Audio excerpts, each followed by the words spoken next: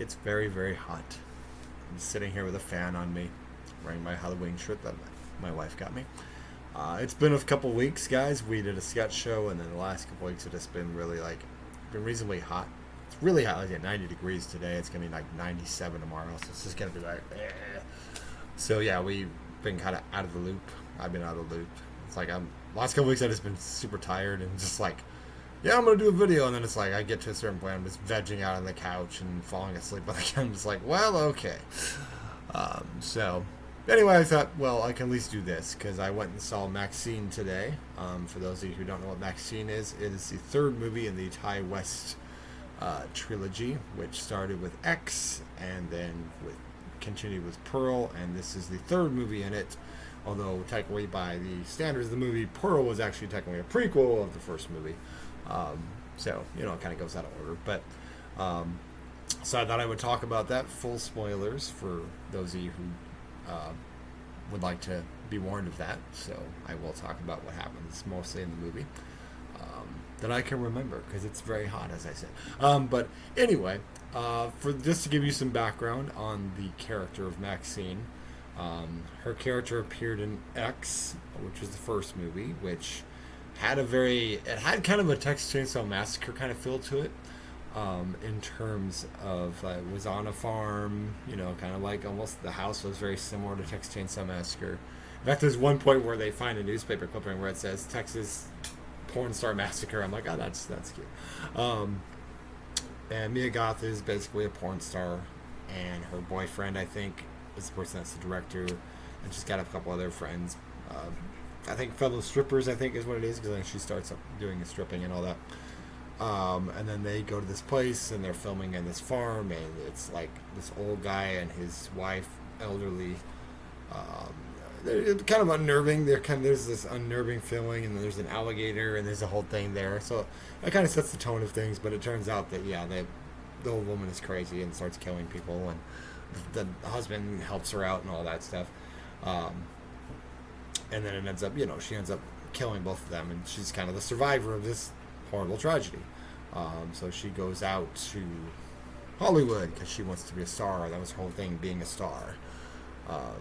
And there is a thing that tied into that at the end of the X. There was a TV thing with this preacher talking about looking for his daughter, Maxxine, who was big on Lost, So it's like you kind of had a feeling of where this was going to go.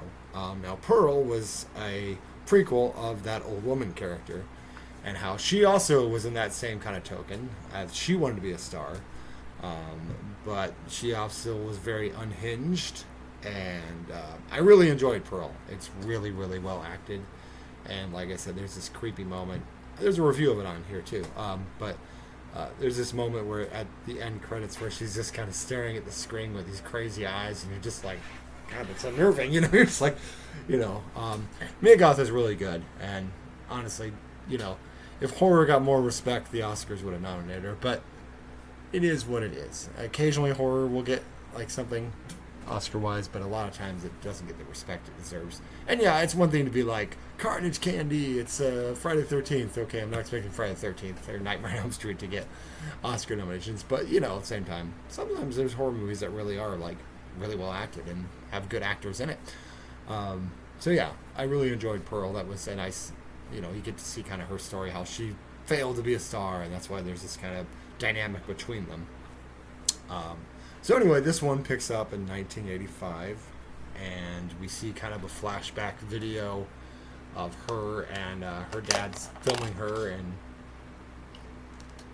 she's dancing around. She's a little girl, and talking about how she wants to be a big star of the church, and so getting a little bit into her background too. And yeah, so right away I'm just like, okay, so yeah, this is, and then they kind of go through a lot of 80s clips. They have Reagan, and they have the, what's the guy's name? Goddamn. Night Stalker. Yeah, they're talking about the Night Stalker on the news. So you see a lot of actual news clips, during this time that the Night Stalker was, getting everybody. Which, when going into it, I'm just like, oh, please don't do the thing where Night Stalker's a character, or she interacts with Night Stalker, or something like that. I'm like, oh, please don't do that.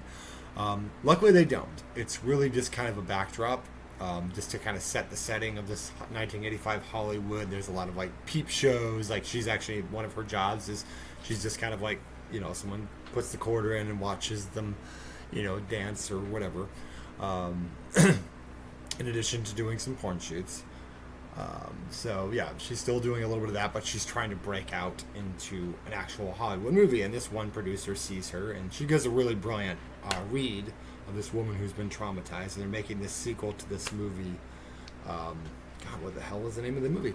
I've forgotten because it's freaking hot. It was actually reasonably hot in the theater. Like I went to the theater because it was gonna be really hot. I'm like, oh, it'll be nice and cool in the theater. I'm just like, I'm kind of warm still. What the hell? You go to a movie theater, you expect air conditioning. Come on, get on it, AMC.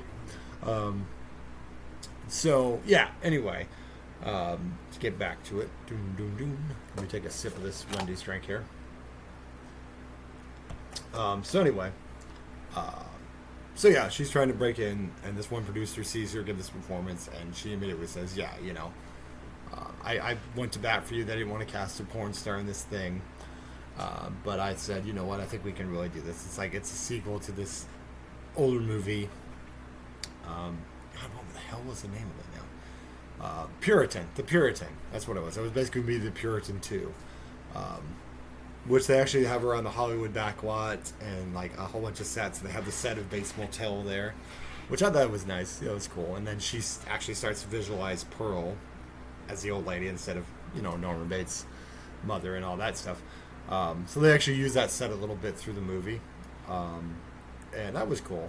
And I think it's a nice homage, to, of course, the craziness of Psycho. And there's a reference where they was like, yeah, they actually made a sequel of that a couple years ago. Can you believe it? So, which I'm like, yeah, a little shot at Psycho 2 there. But Psycho 2 is actually not that bad of a movie. Yeah, the first one's always going to be excellent. But like, it's like Psycho 2 doesn't deserve the disrespect that shitty shot-for-shot remake of Vince Vaughn deserves. Because holy crap, was that terrible. But yeah, Psycho 2 is actually pretty decent. So anyway, so yeah, she's trying to fit in, but meanwhile, the Night Stalker stuff's going on in the background, and these girls that she works with get kidnapped, and we actually have this kind of visual style of these people. And what was refreshing to it, because I was like, oh god, please don't let them be Night Stalker victims. But like, what ended up being like, there's these two guys in nice suits dragging these people to this other person that's been the killer. And this one killer actually comes to the peep show, and he's got leather gloves on, and he just starts gripping this wooden thing, and to the point that he actually rips it off. So I'm like, okay, yeah, it's pretty clear that this killer is not the Night Stalker. This is her dad, right? This is her religious dad. Like, that's the only thing I would say is it is a little predictable, but if you watch X, it's kind of like, well, yeah, I kind of figured that's where it was going to go.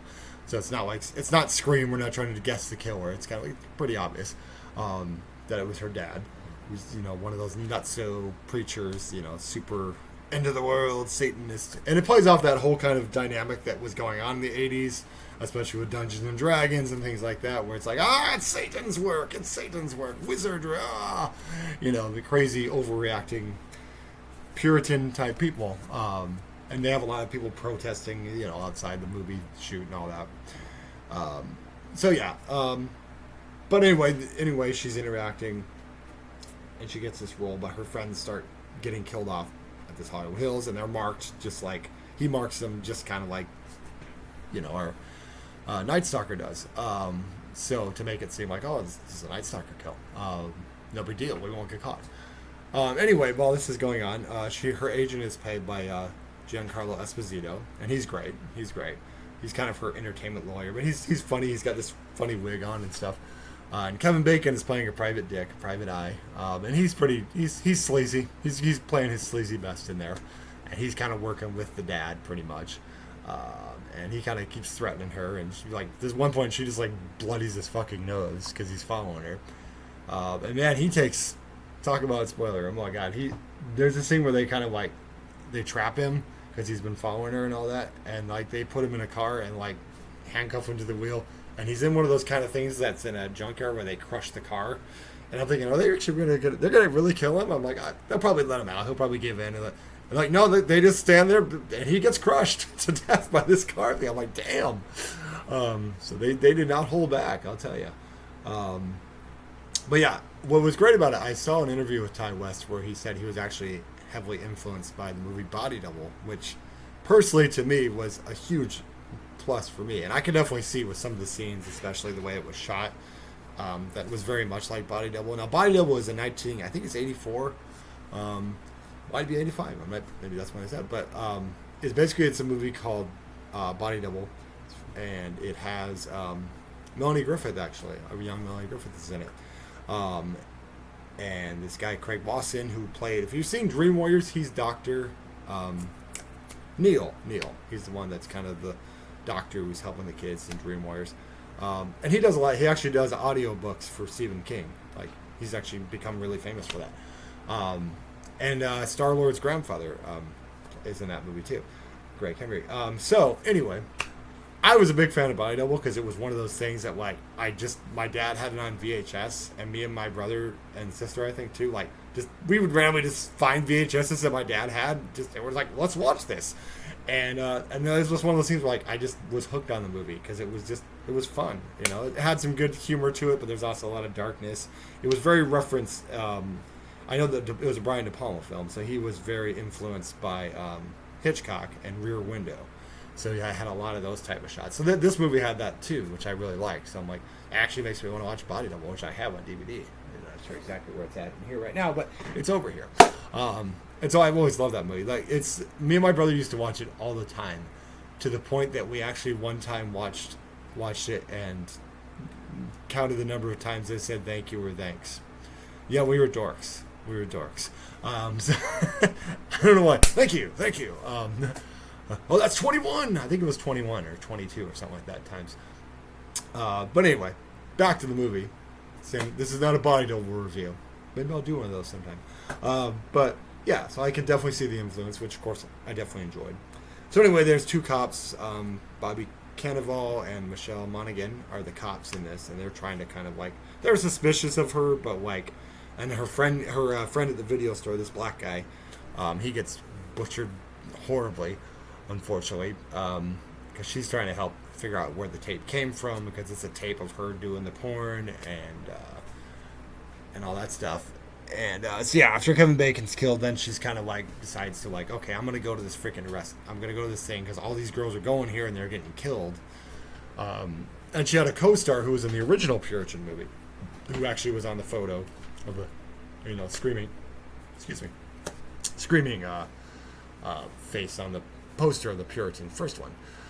So of course, she comes in, and of course she knows it's her dad. He's like, I got you, and he's playing the video that we saw at the beginning.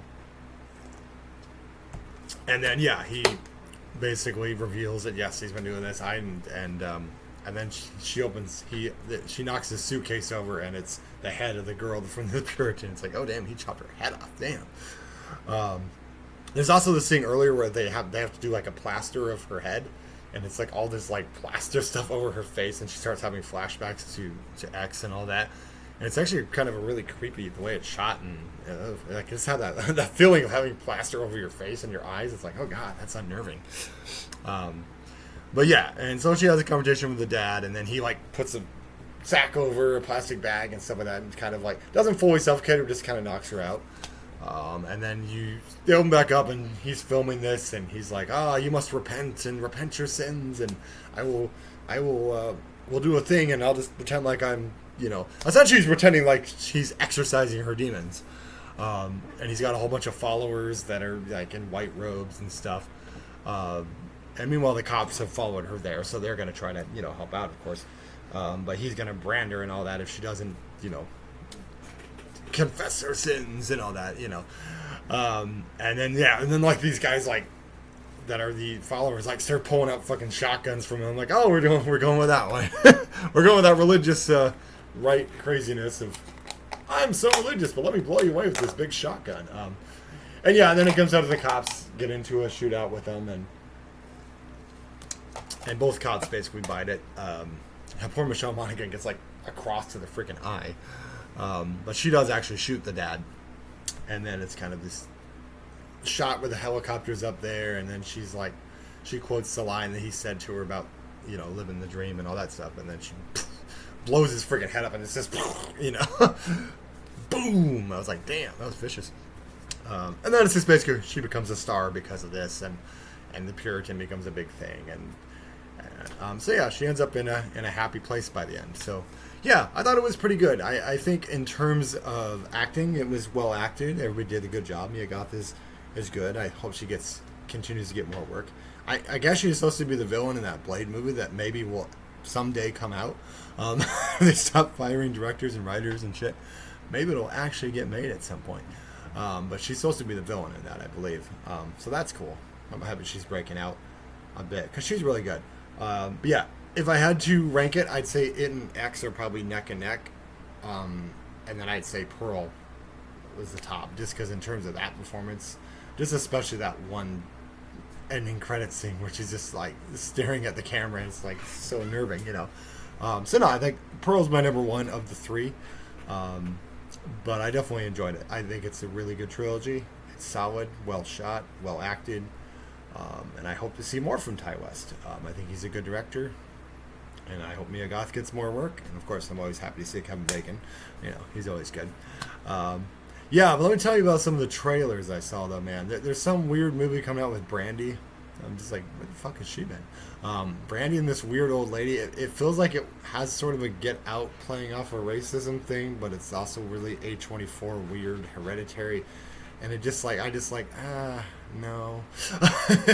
And then Smile 2, holy shit. Talk about cashing in. Like, it looks awful. Like, it just doesn't even have the character that was at the end. That's all, you know, what happened and all that. So he's not even in it. So it's like, what the fuck? Is this some random pop star? And then, you know, and they're going overboard with the smiley people, too. Like, in the first one, and yes, I know the traditional thing, if they say in Scream, of you always go bigger in the sequel, but it just feels like what made it unnerving in the first one was just like you'd see like, you'd just be walking by and then in the background you'd see someone smile, you know.